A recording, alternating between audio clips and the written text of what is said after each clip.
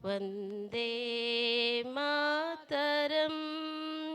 సుజలాం సుఫలాం మలయజ శీతలాం సస్యశ్యామలాం మాతరం వందే మాతరం శుభ్రజ్యోత్స్న పులకితయామిని పుల్లకుసుమిత ద్రుమదల శోభిని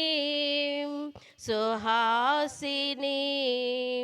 సుమధుర భాషిణి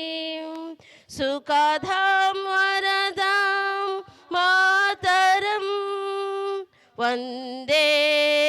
మాతరం వందే మాతరం.